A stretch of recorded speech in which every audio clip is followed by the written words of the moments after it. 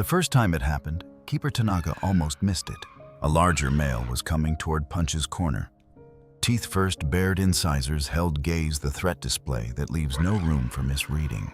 Punch's face, still turned toward the wall, hadn't looked up yet. Then Go stood up from his rock, crossed the 3 meters between them in the same unhurried pace. He did everything and stopped directly between the approaching male and the corner where Punch sat, close enough that the larger animal would have had to go through him to continue. He didn't raise his voice. He didn't move again. He just stood there in the way, with the stillness of an animal that has already decided it is not moving and is waiting for the other one to understand that. The larger male held the stare for a long moment, then turned and walked in a different direction. Go went back to his rock and sat down. Punch, Oran Mama, still pressed to his chest, had not seen any of it. That was 6 weeks before the morning Keeper Tanaka stopped being able to explain in the language of official reports what he was watching. 6 weeks earlier, on the morning of January 19th, 2026, there had been no Gono scar, no gray-furred animal on any rock, only a small monkey stepping out of a nursery corridor for the first time in his life. At 9:04, a small monkey carrying an orange stuffed animal stepped out of an interior corridor and onto the open hillside of Saruyama Monkey Mountain. For the first time in his life, into air that moved differently than any air he had known, carrying the sounds and smells of 56 other animals who had always belonged here and had never needed to think about it. He stood at the edge of the concrete threshold for 41 seconds without moving, and the mountain waited for him. The way mountains wait for everything, without interest, without hurry, without any acknowledgement that this moment was anything other than ordinary. Punch walked to the nearest wall and sat down with his back against it. Oran Mama pressed to his chest and did not move again until the keeper signaled the end of the outdoor period at 4:30 that afternoon. No member of the troop attacked him. No member of the troop approached him either. In a human context, this might be read as tolerance. Nobody bothered the new one, so the new one was fine. But in a macaque troop, a mother's rank is the first thing her infant inherits, passed down before birth, like a name. And Punch had no mother on this mountain. He had no inheritance, no patron, no position. And in a social structure built entirely around those things, the absence of all three meant one thing. With great precision, no one was obligated to protect him. Tanaka recorded it in the official report as Day 1 post-integration. No aggression received. No social contact initiated or received. Subject self-located to perimeter at 0914. No further movement observed until end of period. What the report did not record was that Tanaka had stood at the observation window for most of those 7 hours, watching a 6-month-old monkey sit alone in a crowd and hold a stuffed animal tighter each time another macaque walked past. The second week was the same as the first, and the third week was the same as the second. Punch learned the edges of the mountain the way a cautious animal learns an unfamiliar space, not by moving through it freely, but by mapping the parts of it that could be reached without drawing attention, that offered clear sight lines in multiple directions, that allowed the fastest retreat to the nearest wall. He learned none of this by interacting with the troop. He learned it the way animals learn, when there is no one on their side, by observation and calculation, and the slow, unglamorous accumulation of self-protective knowledge. Oran Mama went everywhere with him. A juvenile female paused one afternoon and stared at the orange stuffed animal for a long moment, head tilted with the frank curiosity that young macaques bring to anything unusual in their environment. And Punch pulled it tighter against his body without making a sound and looked at the ground until she moved on. By the end of January, Tanaka's daily notes had developed a rhythm corner perimeter, no contact weight stable, that was different in arrangement each day and identical in meaning. Nothing is changing, and the question of whether nothing changing is acceptable or alarming depends on a set of variables no behavioral checklist had been designed to capture. Then, on the morning of the 9th of February, a new animal entered Saruyama, and the rhythm changed. He cleared the quarantine period on a Tuesday, having spent the standard 14 days in the holding area required for all incoming animals, 14 days that the official record would later describe as unremarkable calm. No incidents, food intake consistent. He was larger than most of the males already established on the mountain. perhaps 5 years old with dense gray fur that caught the light differently, depending on the angle, and a way of moving that was unhurried in a manner distinct from laziness. Unhurried because nothing had recently given him a reason to hurry, and he appeared to see no reason in the current situation either. There was a scar on his left shoulder. Old, fully healed, the fur grown back over it in a slightly different direction, so that it caught light differently from the fur around it, pale against the gray. The zoo's intake record listed his origin as an undisclosed facility, his estimated age as 5 years, his temperament as calm. Beyond that, the paperwork said nothing, and the paperwork was all there was. He did not announce his arrival on the mountain the way a new male in a social group sometimes will, with vocalizations that establish presence, with postures that invite or resist challenge, with the performed confidence of an animal trying to locate itself in a new hierarchy as quickly as possible.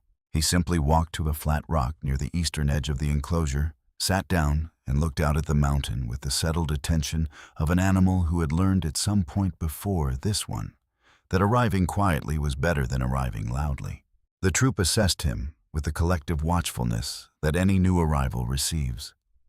A few approaches, some parallel movement, one brief posturing exchange with a mid-ranking male that resolved without escalation, and then, finding him neither a threat nor an opportunity, returned to its business.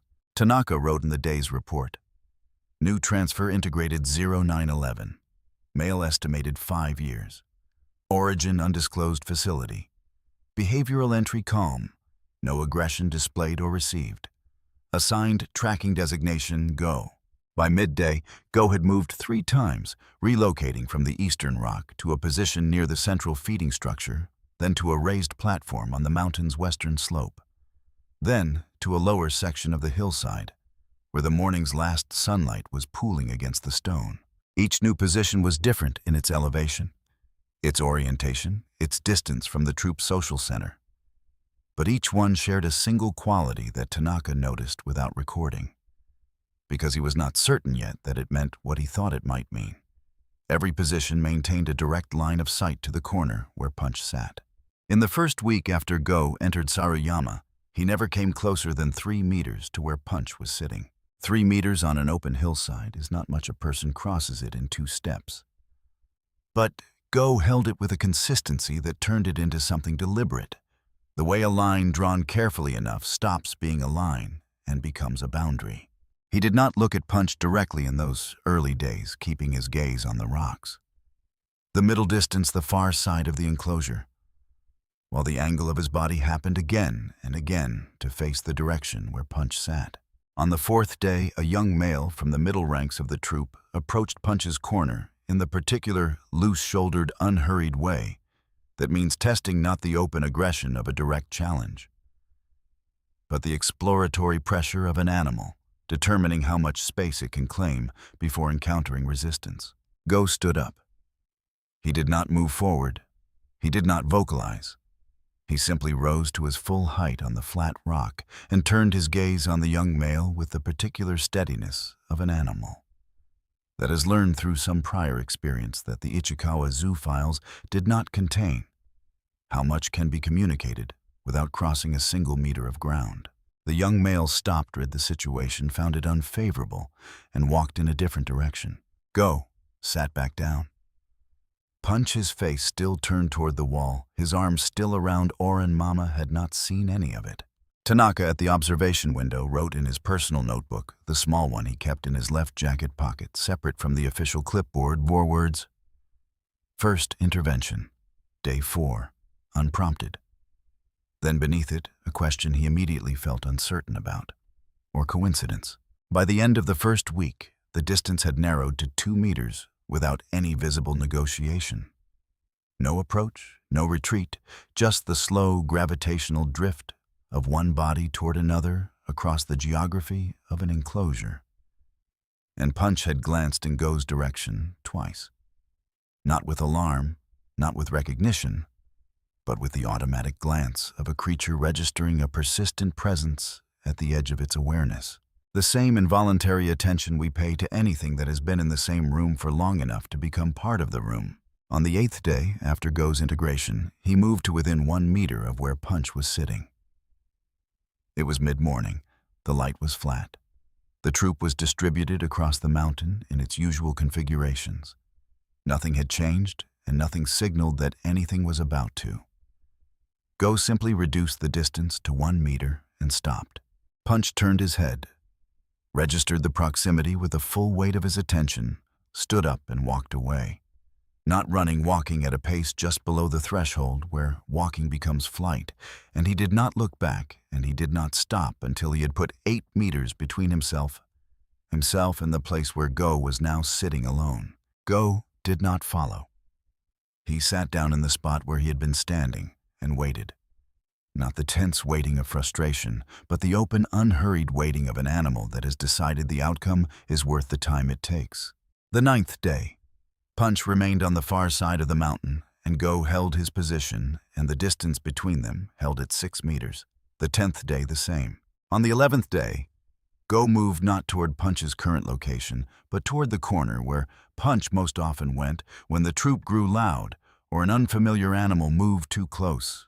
The corner with the best sight lines, the one Punch had chosen on his first day on the mountain with the instinct of an animal, learning to protect the only thing it could protect, the small perimeter of space immediately around itself. Go sat down in that corner and waited. On the 12th day, Punch moved back toward his corner from habit, from the mid-morning restlessness that always sent him there, and stopped 3 meters short when he saw Go already occupying it. He stood for a moment in the open center of the enclosure, Oran Mama against his chest, no wall within reach. The troop moving around him on all sides, and something in the quality of his stillness in that moment was different from the stillness of an animal resting.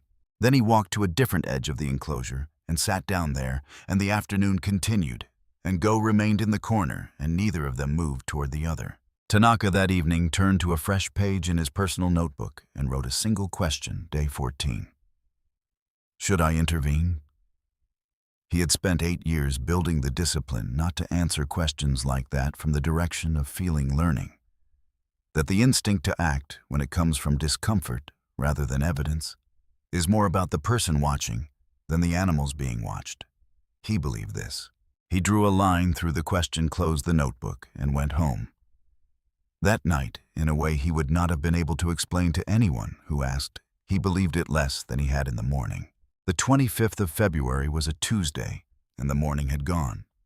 As Tuesday mornings went, feeding distribution, the troop arranging itself across the mountain in the configurations it had been settling into for years. Go had taken his position, and Punch had taken his, and the distance between them had been hovering for 3 days at approximately 1 meter, close enough to feel like proximity, too far to feel like contact. A kind of suspended geography that neither animal had yet moved to resolve. At 11:47, in the pale late winter sun on the eastern slope, Punch fell asleep. His head dropped by degrees, the way sleep arrives in a young animal that has not yet learned to resist it, gradually, then completely. And his grip on Oran Mama loosened in the same sequence, the arms going slack.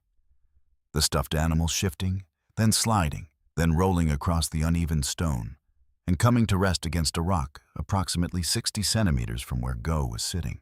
The orange of it was vivid against the gray stone. Go looked at it. He looked at it for a long time, this object that had been in the other animal's arms every moment of every day since Go had first observed him on this mountain, that had been held through alarms and feedings and sleeping and waking. That was the one constant in the social world of one small macaque who had not yet found another, and he did not move immediately. He sat with the question of it. Then he reached out and picked it up.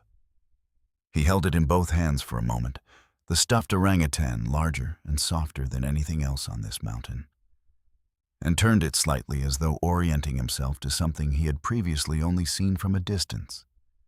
And in the winter light, surrounded by the sounds of the troop and the sounds of the city beyond the wall, he held it the way someone holds a thing they are trying to understand before they decide what to do with it. Punch woke at 11:59.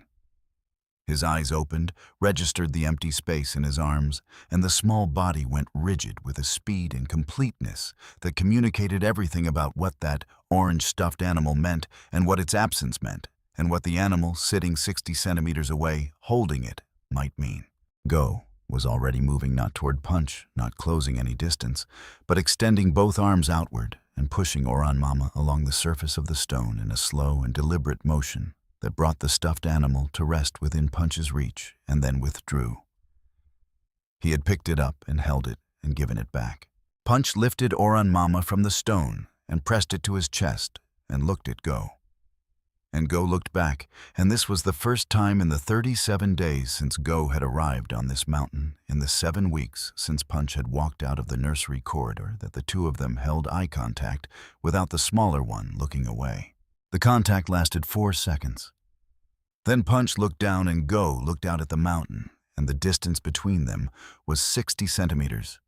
And the mountain went on, and the city went on, and Tanaka stood at the observation window with his pen in his hand and a notation half begun in his official report, and did not finish it. He stood there until the afternoon feeding began, watching 2 animals sit in proximity on a hillside in winter, doing nothing in particular together. And he thought about 8 years of reports and the language those reports used, and whether that language had ever contained a category for what he had just witnessed. He did not think it had. The weeks that followed produced no single event as clear as the one in late February. And this was, in its quiet way, the more significant development. Punch began sitting near Go in the mornings, not touching, not grooming, not interacting in any way. The standard behavioral checklist offered a line for simply present in a proximity that was chosen rather than arrived at, maintained rather than endured. When something alarmed him, an unfamiliar sound from beyond the perimeter, an animal in the troop moving too quickly in his direction, he no longer flattened himself against the nearest wall. He moved toward Go and settled in the space behind his left shoulder. And the alarm resolved itself, as alarms generally do, and life continued from the position where it had been temporarily interrupted. Tanaka noted it in his personal notebook he moves toward, not away from. The distinction matters. On a morning in late March, a troop member approached Punch with the assertive body language of an animal testing boundaries that had been quietly established without anyone having explicitly agreed to them. And before Go could rise, before Go had shifted his weight by a single degree, Punch had already moved smoothly and without apparent urgency to the space behind Go's left shoulder. The approaching animal read the arrangement, found it without favorable outcome, and altered course. Go had not moved at all. He had simply remained where he was, present and unhurried, and that had been enough. And this, too, was something worth noting. The first time Punch had used Go's presence not as shelter, he happened to stumble into, but as a resource he had assessed, located, and deliberately accessed. Then came the 5th of April. A morning with no particular distinction except the quality of its light. The pale, tentative light of early spring that arrives before the season has fully committed to itself and makes the world look provisional, as though it is still deciding. Go was sitting with his back angled toward the warmth, and Punch was beside him at the distance that had been for 2 weeks, consistently around 20 centimeters, a distance close enough that the ordinary movement of breathing could bring their fur into contact. Punch looked at Go's left shoulder. The scar was there, as it always was, pale, and settled the fur grown over it in that slightly different direction, a record of something that had happened somewhere else, at some other time, in a place no file at Ichikawa Zoo had ever named. Among Japanese macaques, grooming is not hygiene. It is the primary currency of social life, the thing offered to allies, extended to those worth investing in, withheld from those who are not. To groom is to make a declaration visible to the whole troop: I am choosing this animal, and I am not ashamed to be seen doing it. Punch had never groomed any living thing. He looked at the scar, and he looked at the fur around it, and then he reached out his hand. He touched the fur lightly, the way an animal touches something it is not entirely certain about. Making contact, withdrawing, making contact again, and on the second contact, he did not withdraw. He began to groom. The motion was imperfect, tentative, the systematic part and search technique of experienced macaques emerging in Punch as something slower and less sure, a first attempt at a thing His biology had prepared him to do, but his history had given him no opportunity to practice. Go did not move.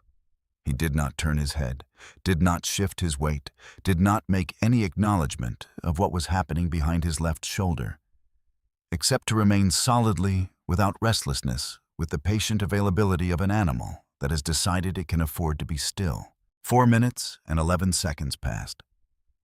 Then Punch lowered his hand and settled back and turned his face toward the enclosure. With the outward considered attention of an animal that no longer needs to monitor every direction for threat because it has somewhere it belongs and someone it is sitting next to. Tanaka wrote in the official report, Day 52 post-integration. First grooming behavior initiated by subject. Duration, 4 minutes, 11 seconds. Recipient transfer, male subject. Go. Behavior appeared spontaneous. He looked at the last word. Then he replaced it with a different one that meant the same thing, but with a weight he found more honest, unprompted. He had been writing official reports for 8 years. He had never added a word to one that was not a data point. This one, he decided, was.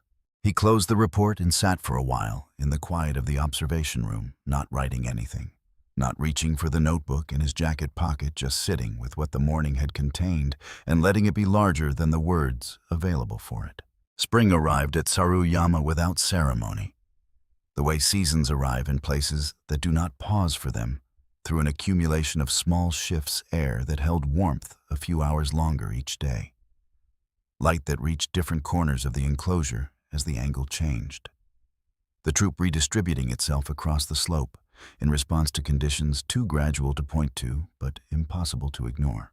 On the 20th of April, a female in the upper ranks of the group gave birth, and the mountain reorganized itself around this fact with the focused collective attention that a social species brings to its youngest movement. Slowing near the mother heads, turning the particular quality of watchfulness that is not alarm, but its opposite, a troop-wide orientation toward new life. Punch, for the first time since his first day on the mountain, moved toward something that was not a wall or Go's shoulder. He approached from a distance that was respectful rather than fearful, stopped at 4 feet and watched the newborn, with the full and concentrated attention of an animal encountering something it has no existing framework for, something small and dependent, and held something that looked in ways he could not have articulated. Like a version of a situation he understood from the inside. He watched for a long time. Then he turned and walked back to where Go was sitting and sat down beside him, and the afternoon continued. Go had not followed him forward. He had simply remained where he was, and when Punch returned, Go was there, and Punch settled in beside him, and neither of them did anything in particular except occupy the same space in the warming afternoon. 6 days later, on the 26th of April, Punch groomed a second animal. Not Go, a mid-ranking female who had been resting in the vicinity, whom Punch approached without any of the hesitation that had characterized his first 4 months on the mountain, and with whom he performed the motion now with a quality of ease that the first 4 minutes in early April had not yet contained. 7 minutes this time, Tanaka noted. And then in his personal notebook, not the official report which was already closed for the day, he wrote something that 8 years of trained restraint had kept him from writing in any professional record. He learned this from someone. The sentence stayed on the page for a long time before he moved on. Go, from his position across the slope, watched Punch move through the troop with the open ease of an animal that had at some point between January and now internalized something fundamental about its own right to occupy space, watched without following, without intervening, with the kind of attention that has no clean translation in either Japanese or English, but that anyone who has watched someone they care about begin to thrive would recognize without being able to name. On a morning in early May, before the zoo opened, and the mountain belonged only to the animals, and the early light and the sounds of the city coming awake on the other side of the perimeter wall, Punch sat in a patch of direct sun on the eastern slope. Oran Mama was in his hands, not pressed against his chest, in the grip of an animal, bracing itself against a world that has not yet decided whether to accept it. but resting in his lap, held with the easy security of something that has been carried long enough to become simply part of how a particular animal moves through the world. Go sat beside him close enough that the space between them had stopped being a measurement. The scar on his left shoulder caught the early light the way it always did, pale against the gray. A record of something that had happened somewhere else and was never going to be explained, and did not apparently require explanation. Not to Go, not to Punch, not to the mountain, which held the two of them in the same morning light. It held everything else. Tanaka stood at the observation window in the early quiet notebook in his left jacket pocket and looked at them. He thought about the question he had written on the 14th day, the one that asked whether he should intervene, the one he had drawn a line through and never returned to, because it had answered itself in the months that followed slowly, in increments too small to record individually and too clear to misread in aggregate. He did not open the notebook. There was nothing to add to it this morning that the morning was not already saying. Punch still carries Oren Mama everywhere he goes. Go still doesn't say much. The scar on his left shoulder has never been explained. Some things don't need explaining. They just need witnessing.